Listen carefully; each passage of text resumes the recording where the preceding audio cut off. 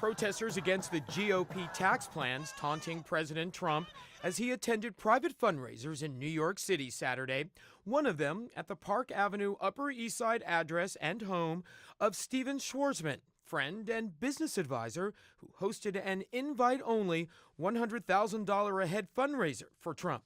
The attendees included hedge fund king Steve Cohen, who, like Schwarzman, stand to profit from the president breaking this campaign promise on tax reform.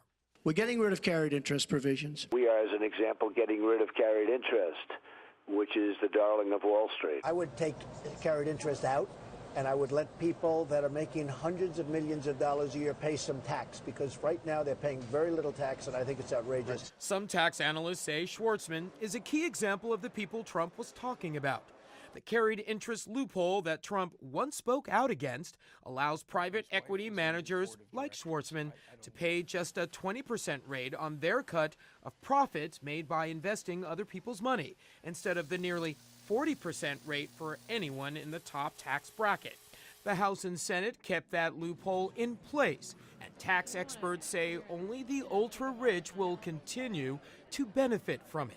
The ultra-rich that then candidate Trump railed against in this 2015 interview with Aaron Burnett. When you have a hedge fund guy who's making $200 million a year and he's got this huge loss against, which isn't a real loss, he's got this huge loss against his income, and he's paying a very low rate of tax. It's not fair. Schwarzman is founder and CEO of Blackstone Group, one of the largest asset management companies in the country. Forbes lists Schwarzman's personal net worth at $12.4 billion. His financial ascent began after he left Lehman Brothers in the mid-1980s and headed into the then new and risky world of private equity. He has been a Trump supporter and was key in helping to form the president's now defunct Business Advisory Council. Steve called me up the day after the election. It might have even been the same night. He said, I'd like to put together a group of world-class leaders, and that's what he's done.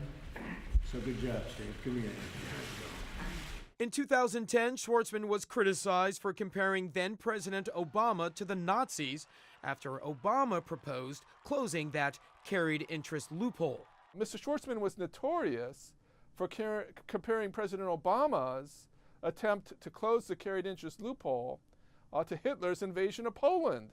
Mr. Schwarzman later apologized, but there's a mindset of certain well-to-do people that they are making the wealth in this country, and through their efforts, the rest of us benefit. A spokesman for Blackstone claims there's no financial windfall for Schwarzman under the tax proposals because he lives in a high-tax state. Under the new plan, residents of states such as New York or California will no longer be able to deduct as much in state taxes. The spokesman tells CNN Steve Schwarzman and the vast majority of Blackstone's U.S. employees will pay significantly higher personal taxes under this bill than they do today.